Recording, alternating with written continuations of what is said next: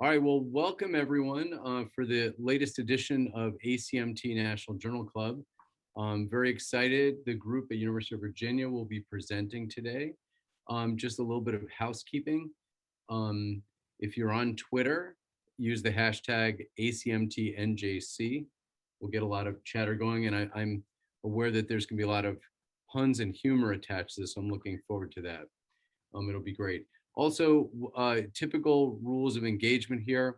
We'll go through the articles, and then between the articles, we'd love to get discussion going. So please raise your hand if you'd like us to unmute you and get you on the call. Also, feel free to use the chat. We'll try to address any comments, questions there. And with that, I'd like to turn it over to the group at UVA. I'd like to thank the team, fellows Aaron Frey and Avery McKenzie. Thanks to Heather Borick, program director, who's unable to be here today, but Nathan Charlton, it will be faculty supervising today. So looking forward to the discussion. So with that, do you guys want to share your screen and we will get started? All right, while he's sharing his screen, welcome everybody. I'm Nathan Charlton. Thanks for joining us today, and special welcome to all the new fellows throughout the country. You certainly picked a fantastic specialty, and we're looking forward to having you. We picked a little bit of a different topic today, so riot control agents. This, unfortunately, has been more in the news recently with some civil unrest, and so brought to light some questions that we had about treatment of this. On a more light note, we had some teenage boys who accidentally got into some bear spray not too long ago too, so a somewhat similar treatment. Again, Avery McKenzie and Aaron Frey are going to be presenting today, and we'll let them take control here. All right. Yeah, so my name is Aaron Frey. I'm one of the new second-year fellows, which is still very odd to say. And like Dr. Charlton was saying, we're talking about riot control agents. And the reason we did this topic is because it's very germane. It's very topical, if you will, about what's going on in the world, particularly here in the United States over the past few years. We've seen a lot more civil unrest here in the States. And with that, the increasing use of riot control agents. There have been many demonstrations against civil injustice. We've had many demonstrations against the presidential election results. We've had other political demonstrations going on which have seen the widespread use of these agents. But also, this has been something that's been going on worldwide as well. In 2017, Dr. Haar et al. Wrote and published this article, Health Impacts of Chemical Irritants Used for Crowd Control, a systematic review of the injuries and deaths caused by tear gas and pepper spray. It was published in 2017, and it was just a review aimed at identifying the injuries, permanent disabilities, and deaths from chemical irritants worldwide between January 1st, 1990 and March 15th, 2015. They also reviewed injuries to different body systems, injury severity, and potential risk factors for injury severity. And why am I bringing this up right now is because they did a really good review of looking at the global epidemiology of this. They've selected 31 articles, and out of those, 26 included injuries from chlorobenzylmalonitrile, or CS, which is the active ingredient, most common active ingredient in tear gas, and then 14 articles including injuries from oleoresin capsicum, or OC, which is the most common ingredient in pepper spray. And they found that there were 5,131 people injured, with a total of 9,261 total injuries. So again, this is a burden not just affecting the United States, but also many countries worldwide. Now, just as a background information, what are the most commonly used riot control agents? Like we already said, there's chlorobenzylmalonitrile, or CS, which is the main or most common ingredient in tear gas, and then oleoresin capsicum, OC, which is the most commonly used ingredient in pepper spray. So when we did this, we were positing the question of, all right, what can we use to decon those individuals that have been exposed to these riot control agents? And does one agent work better than the other? And when you do a lit review, you see multiple articles that have been published. Some dealing with topical antacid therapies for dermal exposure, others talking about this chemical called diphoterine, treatment of MACE dermatitis with topical antacids, different household treatments have been suggested. Again, antacids looking for dermal capsaicin exposures. This article written in 1991 talks about different agents you can use to help with the burning sensation from hot peppers. This one talked about different agents as well. And then this one again talked about different things that you can use for tear gas.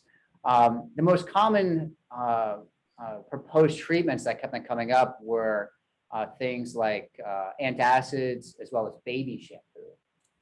And so that caused us to do digger deep into the literature to see if there had been any type of randomized control trials or any type of studies actually comparing the efficacy of these treatments. And one of the articles we found was this one, published in 2008 by Dr. Berry et al., a randomized controlled trial comparing treatment regimens for acute pain for topical oleoresin capsaicin or pepper spray exposure in adult volunteers. And what this was, it was a prospective, single-blind, randomized human experiment evaluating the efficacy of 5 different regimens for the treatment of topical facial oleoresin capsaicin exposure. And so they used Maalox, 2% lidocaine gel, milk, baby shampoo, and tap water as the different treatment arms. Now, they had 49 military law enforcement trainee volunteers participating in the study, 44 men and 5 women. And the exclusion criteria for this would be if you had an age less than 18 years of age or greater than 60. If you had opioid or other analgesic medication use within 8 hours before the study. If you were pregnant. If you had prior known allergy to capsaicin, lidocaine, Maalox, baby shampoo, or milk. Or if you had open wounds, blisters, or dermatologic disorders of the face or neck. And what they did, they had their subjects get a 2-second spray from a 5.5% OZ pepper spray canister at a predetermined distance. They didn't say what that distance was. And unfortunately, if you were to blink or close your eyes and you did not get this pepper spray in your eyes or in your face area, you may get a second spray, just so you make sure everyone was exposed. Then the subjects underwent 2 minutes of situation training involving exertion and confrontation of aggressive individuals. So pretty much trying to apprehend somebody that was resisting arrest. Afterwards, subjects were allowed to self-decontaminate using tap water, and then were immediately randomized to one of 5 treatment groups. 10 subjects were in the antacid treatment group, which was Maalox, which was a magnesium hydroxide, aluminum hydroxide product. 10 subjects were in the 2% lidocaine gel treatment arm. 9 subjects were in the milk treatment arm, which was a grade A pasteurized, homogenized whole milk. 10 subjects were in the baby shampoo, which was the Johnson & Johnson's No More Tears baby shampoo. And then 10 subjects were in the tap water treatment arm, which was used as the control group. Now, all treatment groups consisted of soaked cloths in the substance. So after they deconned with water, they would get whatever product they had that was soaked in a cloth, and then they could use that to apply to their face and eyes to decon with it. Participants were able to obtain additional freshly soaked cloths at their discretion, and then the pain and discomfort was measured using the visual analog scale. The visual analog scale was obtained by 2 emergency physicians and 1 resident physician. The VAS was obtained every 10 minutes for a total of 60 minutes, and subjects were not shown their prior pain or discomfort rating data. At the end of 60 minutes, a final pain discomfort rating was obtained. And this figure shows the results. This graph shows the average recorded pain on the VAS over time for each treatment group. And as you can see here, there was a significant difference in pain with respect to time in all groups, meaning their pain level decreased the further out they were time-wise from the exposure, which had a p-value of less than 0.001.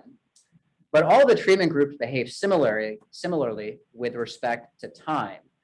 There was no significant difference in pain between the treatment groups.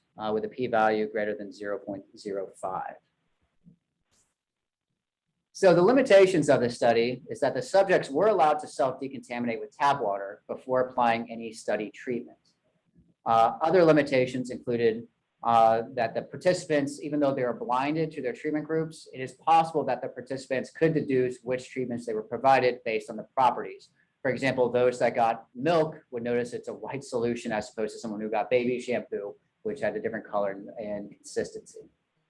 Some of the subjects exposed to the OC pepper spray described ocular pain as significant.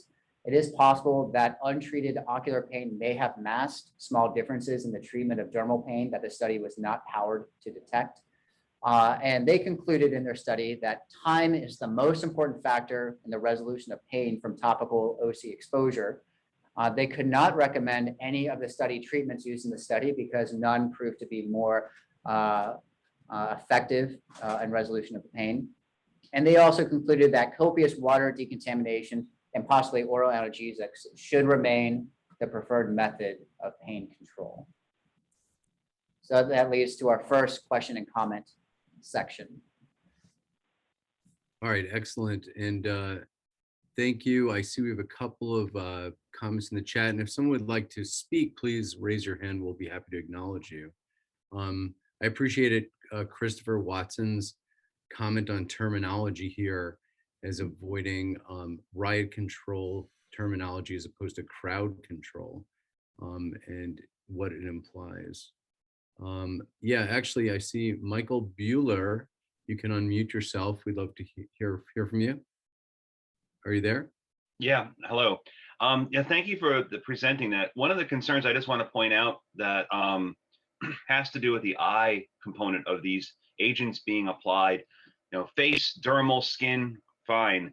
But when we're starting to put stuff in the eye, I get a little bit concerned. And this is a nice paper because when we had that last, rash of events that happened, the question was, should we be using Maalox in the eye? And immediately I'm like, wait, we have to be very careful if we're recommending something that is either not approved, and I know we do that all the time, but we at least have a track record behind it. And my concern is pouring Maalox or baby shampoo or other things into the eye could make things worse. And so we went with just water. And I also worried about resource allocation, where there was just enough Maalox to treat the officers and not other people. And I didn't even want to go that route. So I just want to bring up the issue of eye. Did this paper deal with that at all? Did they talk about complications? Did they follow up on these people the next day, see if anybody got a conjunctivitis or any of those things? Thanks.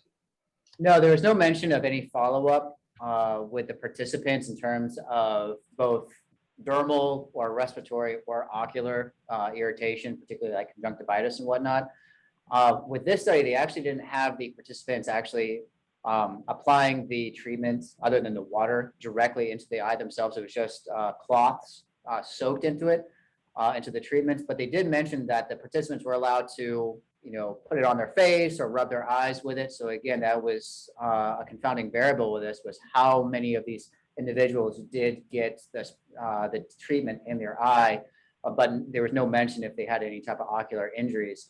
But again, they were focusing more just on the topical,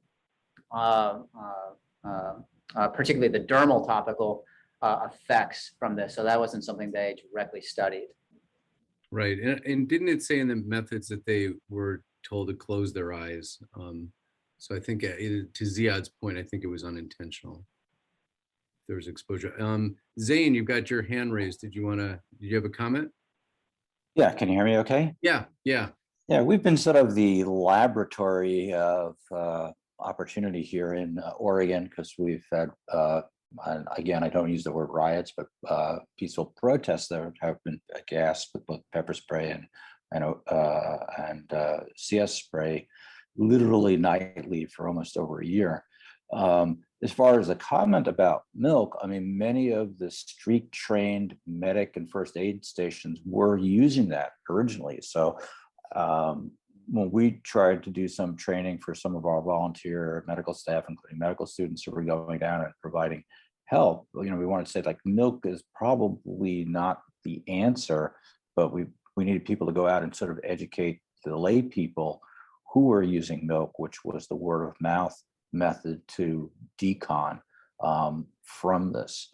The other thing is, as you note, that the pain, this is like a 2-second spritz, and the pain scale with pepper spray is enormous and takes at least a half hour, no matter what you wash it off with to resolve. I think you also show that with one of the other studies you talked about, but people keep saying that the pepper spray is, well, that's the less lethal of the two options, where actually it really hurts a whole lot more because of the reactivity of the pepper than CS does.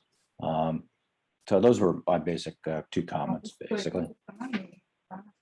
Great. No, thanks for those comments. And it is unfortunate how much clinical experience folks are getting with this these days. Okay, great. Any other comments in this paper? Okay, if not, should we press on? All right. All right, so our second article that we found was published in 2018 by the Western Journal of Emergency Medicine. And this was written by, and I apologize if I mispronounced his last name, but Dr. Stopira et al. And it was baby shampoo to relieve the discomfort of tear gas and pepper spray exposure, a randomized controlled trial. And this was a prospective randomized controlled trial to determine whether irrigation with water and baby shampoo was superior to water irrigation alone in relieving the acute symptoms produced by tear gas and pepper spray. Now with this, there essentially were 2 different studies going on. The first one had volunteer police recruits used for the OC pepper spray exposure. And there were 40 subjects, 39 male, 1 female. 19 of them received water only, and then 21 received water and baby shampoo. Now, the other aspect to this study involved volunteer U.S. Army recruits for the CS tear gas exposure. And there were 18 subjects in this arm, 17 male and 1 female. 8 subjects received water only, and 10 received water and baby shampoo. So for the OC pepper spray arm of this study, the police recruits underwent a 2-second burst of police-issued OC spray to the face, and then they had a 1.5 minute to a 2-minute long simulation of controlling and apprehending a combative criminal subject. They were then decontaminated with either water or water plus baby shampoo. And again, for this study, they used Johnson & Johnson's baby shampoo. And repeat shampoo doses were available if requested. And they provided this shampoo in cups that had about 15 milliliters or so of this shampoo. That's how they received the shampoo. Now for the CS tear gas arm of the study, the U.S. Army recruits were marched to the gas chamber. They were wearing protective gas masks and entered the enclosed structure that was then saturated with CS gas.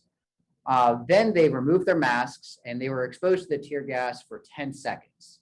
They then performed a series of training tasks for 1.5 to 2 minutes long, and then exited the structure.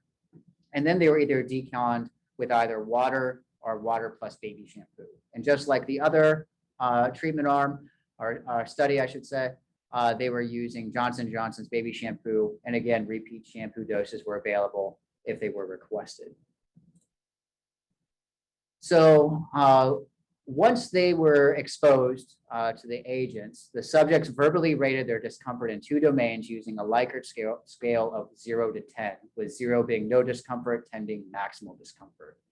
And assessments were recorded at time 0, 3, 5, 10, and 15 minutes. Time 0 was prior to any decon efforts. And the 2 domains that they were studying were eye and respiratory discomfort for the OC pepper spray exposure, and then eye and skin discomfort after the CS exposure.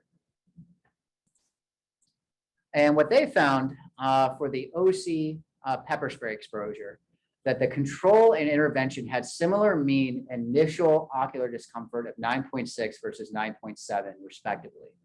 And the ocular discomfort decreased to 8.4 versus 7.2 by 10 minutes in both the control and intervention groups respectively. The mean respiratory discomfort for the control and intervention was initially 8.2 versus 8.6 respectively, which decreased to 7.6 versus 8.2 by 10 minutes respectively. And they found that there was no statistically significant differences between the control and intervention groups at any of the time points. For the CS tear gas exposure, the control and intervention had a mean initial ocular discomfort of 4.5 versus 6.0 respectively.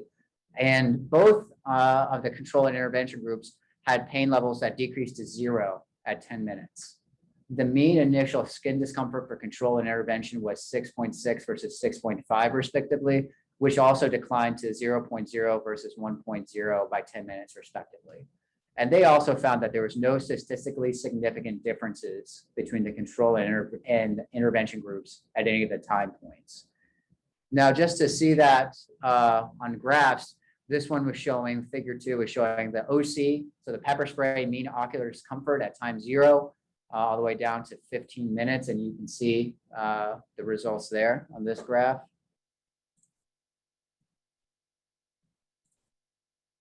This was the OC respiratory discomfort. And again, you can see how pretty much we're about the same. And this is for the CS or the tear gas mean ocular discomfort at time 0 versus 10 minutes. And then the CS gas mean skin discomfort. Again, nothing was statistically significant in terms of which one was more effective. So the limitations with this study is that the amount, frequency, and specific method of shampoo application could not be standardized in the patients because, again, they were just handed a cup of about 15 milliliters of shampoo. They only assessed 2 parameters of discomfort for each type of exposure, and those parameters were chosen based on prior experience and reports. And this was an intentional decision by the authors based on a concern that assessment of numerous parameters would result in global rather than specific discomfort ratings. Subjects were permitted to leave the decon area at their own discretion, meaning that if they felt that they could return back to their duties and they had no longer had any pain, they could leave the decon area before the 15-minute time point. And most left prior to the 10 or 15-minute assessment point because they did not have any more pain, or the pain was no longer to the point where they felt like they needed further decontamination. And so they concluded that the addition of baby shampoo to water irrigation does not appear to reduce the severity or duration of the acute discomfort produced by pepper spray or tear gas exposure. So again, this will lead up to our second block for questions and comments. All right. Okay, great. I see Michael Simpson. You have your hand up. You want to go ahead and unmute?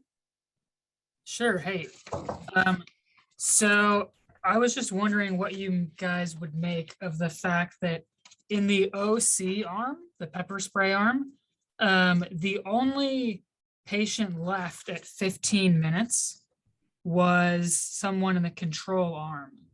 And we talked about how subjects were able to leave as soon as they felt no ongoing discomfort. And I know the numbers are super small, but it seems to suggest maybe that those in the intervention group felt better and left the study more so than those in the control group. Yeah, potentially.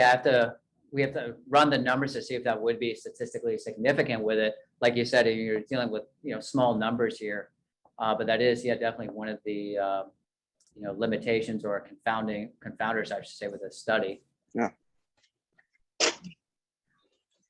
And Ziad, I saw your hand was up. Did you want to say something?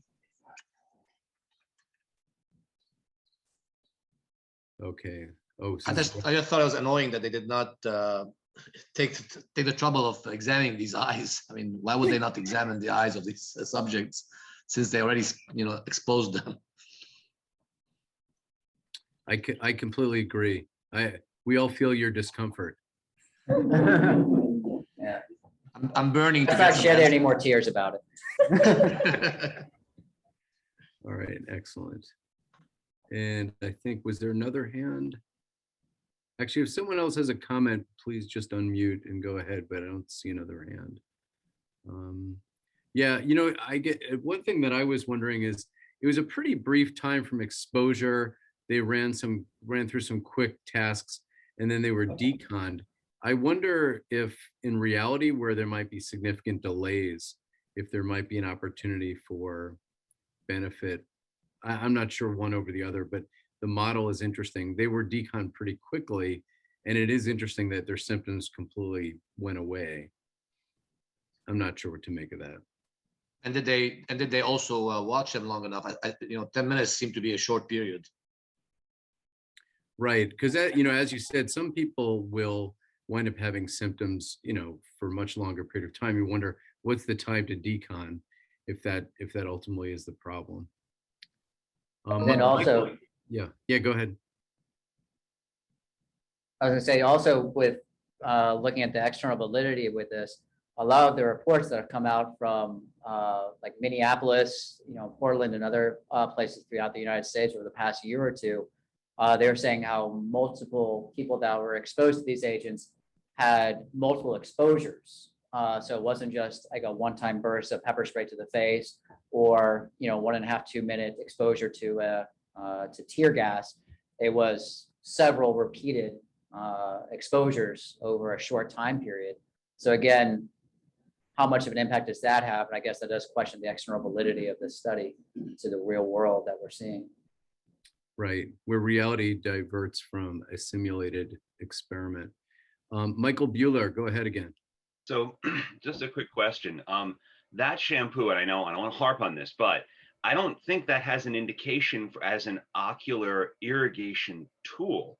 And so then my question would be, is that an IRB? Should this been an IND? And I don't want to play too many kind of argue here, but I don't think that, it's one thing to get a little bit in your eye and not have a burn. It's another to actually wash your eyes out with a soap. I've had some discussions with ophthalmology. Is 15 minutes of water too long? Do you then get too much swelling? Will that cause more harm than and so I'm just a little concerned. I'm glad, glad if you want to say that this didn't show that there was a benefit. And I have people doing that but I'm just concerned that we've had a track record in medicine of, hey, it worked this route, let's try it this way, and bad things happen. So there was no follow-up, right? They didn't see if that group later on had any eye, the next day. So I just bring that up. That's all. Thanks.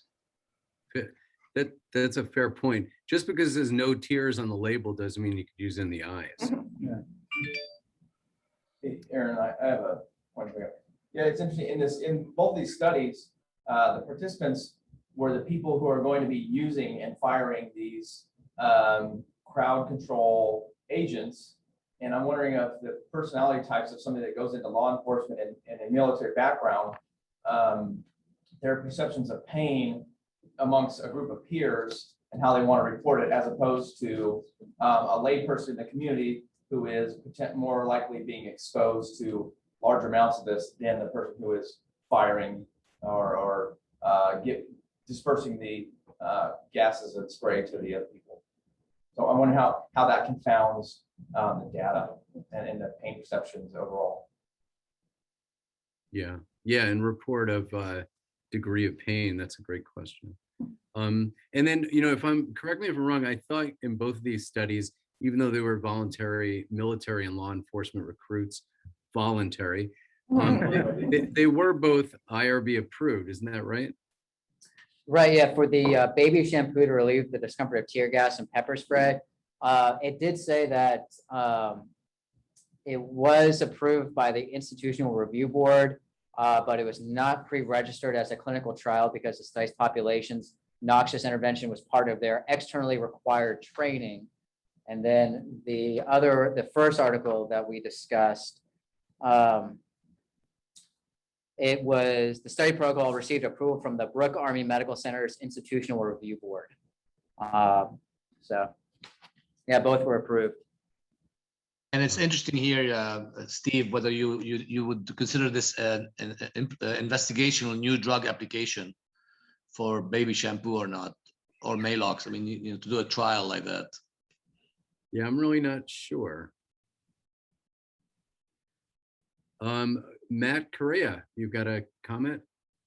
So I think it's interesting that none of these studies even use an isotonic fluid or something that mimics the ocular pH and like chemistry of our saline that our eyes release? Because like I don't know if anyone has ever rinsed your eyes with fresh water, but I mean even plain water itself is very, very uncomfortable because of the differences in tonicity between the water you're washing with and your natural tear membrane. And I wonder though if like something was compared to something that actually mimicked what your eye secreted than using all these other different things. Because like I can't personally imagine putting soap in my eye. I'm very surprised that that was even like performed. Like even plain water, like washing your eyes for 15 minutes under high water pressure is very uncomfortable itself. Yeah, that's a good point. All right, any other comments? All right, well, why don't we shift gears and move on to the third paper? I'm Avery. I'm the other second year fellow here, so I'll take over for our last paper here by M, and I might butcher this too, but I think Brevar, published in 2016. It's a study on tear gas exposure and rinsing it with an amphoteric, hypertonic, and chelating solution, otherwise known as diphoterine. So this was a randomized, ironically unblinded human experiment that evaluated the use of this diphoterine solution as a decon agent for tear gas exposure. For those of you who are unfamiliar with diphoterine solution, as it says in the title, it's a hypertonic amphoteric chelating solution containing some type of amphoteric salts that are not super well delineated. It's a product out of France, and it's used pretty widely in Europe and Canada for skin and specifically eye irrigation. So which is interesting, as that's been brought up a lot, right? And what do these substances have any effect on the eyes? So this one in other countries is specifically approved for ocular irrigation. Currently, it is not approved for use in the US, mostly over some kind of semantics, really. They've asked for FDA approval, but there's some, I guess, arguments over who is the governing body that would approve this, because as seen in this picture on the right, it is sold often in these spray bottles, comes in 100 and 200 ml bottles and a couple other bottle forms, but they deemed that this was both a device and a drug. And so there are different agencies in charge of both of those, and to date there has been no resolution. So right now it is not available for us to use, but again is used in other countries for chemical decon. And this study was done, there was a study prior to this using looking at like 5 people who were exposed to this, and that was like in 2005. So this is kind of a late follow-up to that, with a few more subjects involved to see if it's a useful decon agent. So this was done out of Slovenia using 22, again, kind of volunteered police officers that were somewhat randomly assigned into 3 study groups. So they stood in a field and they assigned them to 3 groups. There was a control group with 6 officers, and then a pre and a post-exposure group with 8 officers each. They created a open air tear gas kind of simulation by throwing 8 grenades of tear gas out into a field, and they had each control group run through the tear gas. The control group was offered decon with water, but none of them did that because I guess they all had past experience where they did not like water as a decon agent, so they did not get any decon. The pre-exposure group sprayed one of the 200 ml bottles of diphoterine in their face prior to going into the CS cloud, and the post-exposure group sprayed the same 200 ml bottle of diphoterine after going through the cloud. The officers then presented to a ready for action checkpoint 200 or 20 meters away when they felt they would be ready for action. So the outcomes they were looking at was the time from the CS exposure to the ready for action, to like time it took them to get to the ready for action checkpoint, and then also the facial pain rated by the officers, both when they were in the CS cloud and when they got to the ready for action checkpoint. And that was assessed with the numeric intensity scale rating from 0 to 10, with 0 being no pain and 10 being all pain. So their results noted here. I think interestingly, with the pain level noted inside the CS cloud, there was a statistically significant difference in the pre-exposure group, so the group that sprayed their face with diphoterine prior to entering the cloud. They did report significantly less pain than both the control and the post-exposure group. Looking at the pain once they reached the ready for action checkpoint, there was statistically significant difference in both the pre and post exposure groups. I would argue, I don't know if that's entirely clinically relevant. If they were already at a point where they felt they were ready for action, then a little residual pain, no matter what it is, would not, if it was not impeding them from doing their duties, then might not be super relevant. The other interesting thing was the time from their exposure to the CS gas to the time where they felt ready for returning to duty or ready for action checkpoint. So for both the control group and the post-exposure group took about 2.5 minutes, but the pre-exposure group, there was a statistically significant decrease down to 1.5 minutes, plus minus 45 seconds to when they felt ready to go, which again, it's interesting whether this is useful in a real life situation. I am not sure. So limitations on this study, it was a small sample size, hard, I think, to get large sample sizes for this, but just 22 officers. The control group, it's good to have a control group that doesn't get any decon because that might happen where nothing's available. But I think it would be useful to have a control group that does use water, as I think that's, as we've kind of talked about, something that's going to be most widely used for irrigation. But also a little bit telling, I guess, just anecdotally from these officers that they didn't want to use water because they had bad experiences with it, which is interesting since we keep saying that water is, I guess, preferred agent. So kind of my conclusions from this study is that diphoterine seems like a fairly useful and safe from other studies agents, particularly for the ocular involvement as well as skin irrigation. Applied, used after exposure to CS. From this study, I can't really draw any conclusions that it is going to decrease pain or make you, ready for action any faster than doing nothing. Applying it pre-exposure seems to help, although situation where tear gas is being used, again, this was the officer, so theoretically, we were talking about this yesterday, you could say that, if you were the one throwing the tear gas, you could maybe prepare yourself and throw this, spray this on your face prior to the exposure, but that is not super helpful to non-officers that would be exposed to this gas, or how often is someone really going to have enough prep time to throw a CS grenade and prep their face and then, run into duty or whatnot. So don't know if that's a feasible way to prepare yourself. So that is all. Any questions or comments, or anyone have any other experience with this substance at all? Probably not in the US, but. All right. Well, thanks for that, Avery. Really kind of a fascinating paper. Let's see, Jack Finnegan, please go ahead. Hi. When I read this paper, I was really thrown by the refusal of the officers to refuse decontamination with water.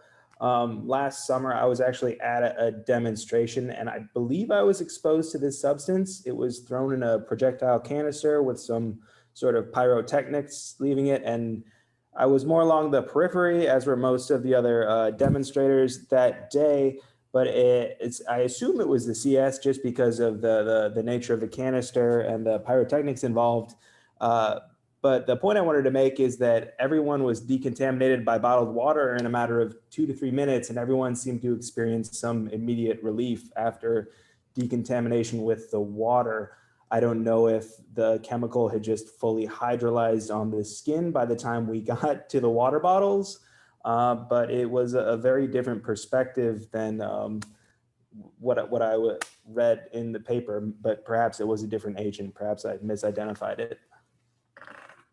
Yeah, I found that interesting too, and I don't have any personal experience with exposure to CS, but their kind of arguments in the paper was that it can metabolize down to some acidic metabolites with water and cause more pain, and the diphoterine theoretically, because it's hypertonic, is going to decrease the penetration into the tissues in the eye. Again, in theory, because this is not widely used for this use, but yeah, I thought that was interesting as well. And I don't, they didn't really elaborate on the experience of these officers, but they seemed to have all had experience where water made things worse, which, yeah, is fascinating. And contrary to, I think, what's out there for a lot of other papers.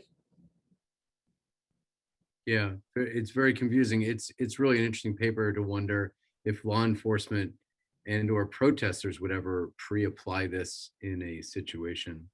Yeah. Really unclear. I guess everyone could carry bottles around in their pockets. That would be very strange. I think water bottle will at least have good dual use there, so that makes yeah. sense. I'm just curious, anyone else in the audience with, I know many of our audience have done a lot of lecturing on chemical terrorism preparedness, and I know we've talked about these agents for years. If anyone had any other perspectives to share as well.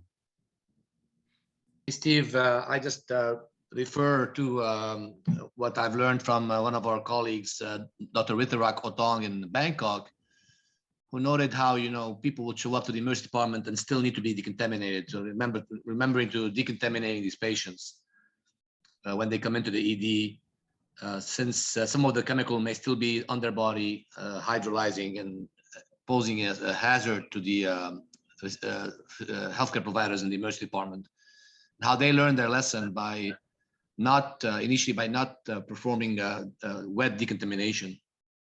So that's one thing to remember, and also wearing the appropriate PPE in the emergency department, like goggles and perhaps an N95 mask when you're taking care of these patients.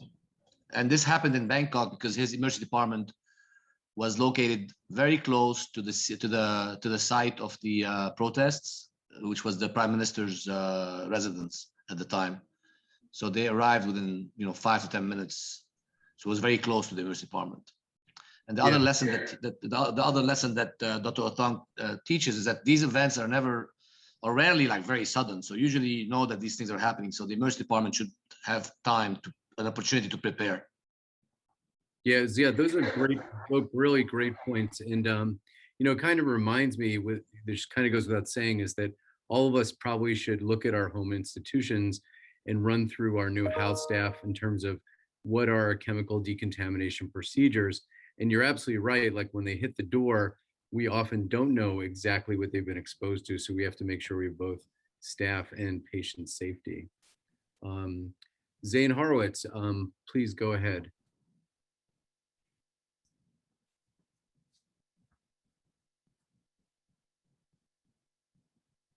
All right, Zane, can you unmute or see your hand is up? Okay, there we go.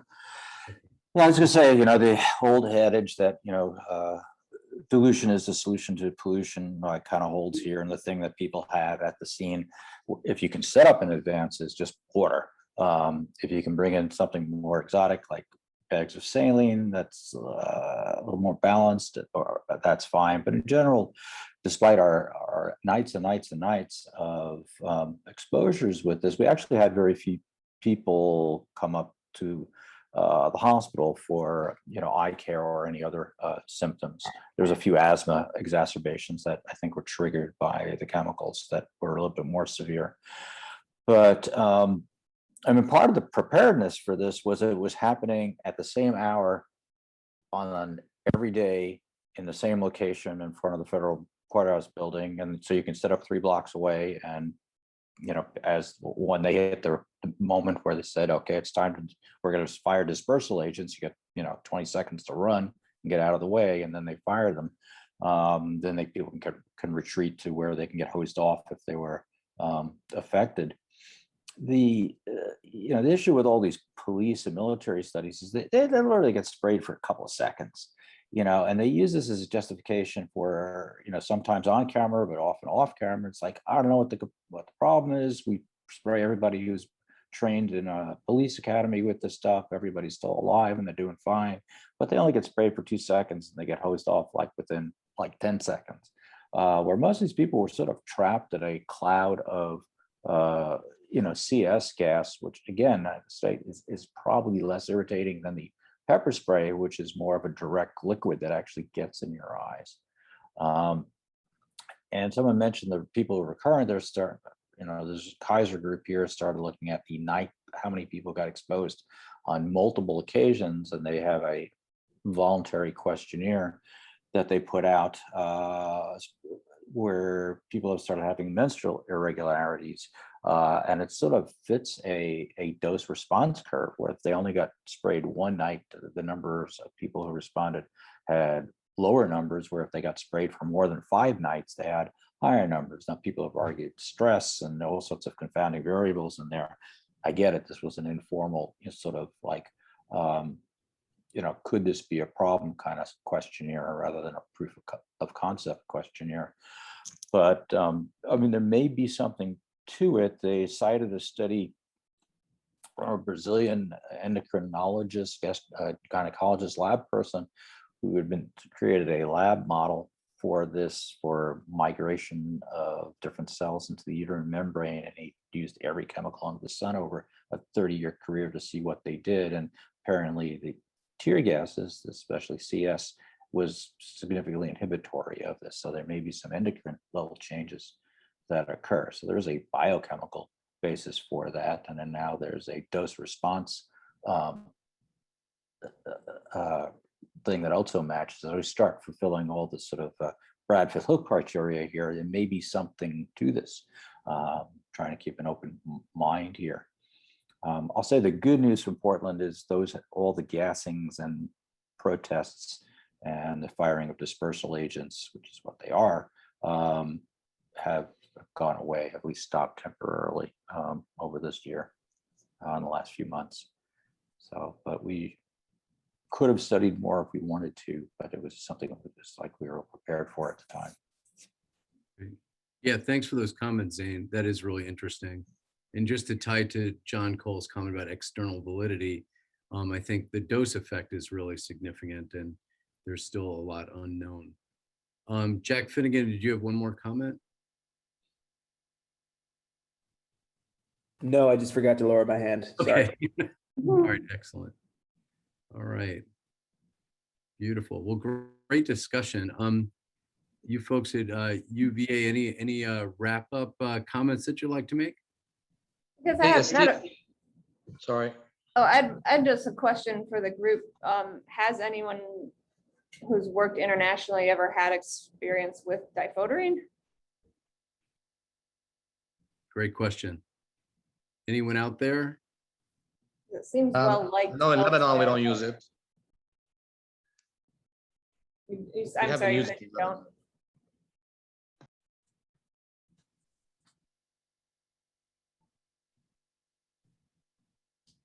Yeah, it seems like a fascinating agent. It would be great to know if someone has some clinical experience. Hey, Steve, I wanted to just remind us also about the concern that we reviewed regarding the transmission of SARS-CoV-2 and whether it's enhanced with exposure to CS. There were some studies in military recruits where they get exposed to CS during their training. They noted that there were epidemiological studies and found that there was a higher risk of developing a influenza-like illness after exposure to CS during the training. So that paper was quoted when there was concern that the use of CS during protests in the US during the pandemic would increase the risk of transmission of the virus, in addition to shouting and being close proximity to each other and not wearing a mask in the heat. Ziad, was that ILI confirmed to be SARS-CoV or? Oh, no, this was a study in ILI. It was this is before the Oh, I see. pandemic. I Got can it. probably send this. Yeah, it was like a epidemiological study done, observing an increase in the risk of influenza-like illness after training with the CS agent. Got it. That's interesting. It fueled the concerns at the time. The American Society for Pulmonology, or one of those, I don't remember which specific society, but Pulmonary Society, made a position statement saying that this is dangerous to use these chemicals during the pandemic, as they can potentially increase the risk of transmission. This is at a time where people were masking and, the height of it. Right. Thank you. Okay. Any final comments?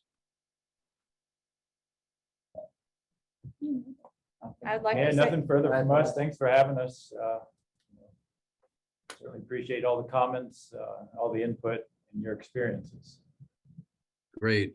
And again, I would like to thank fellows Aaron Frey, Avery McKenzie, and Nathan Charlton. Thank you so much for coordinating. And yes, thanks to everyone for a great discussion. This is really a great session. Our next National Journal Club will be September 14th, same time, and that'll be presented by the Boston group. So looking forward to seeing everyone back. Enjoy the rest of the summer and stay safe out there. But thanks so much.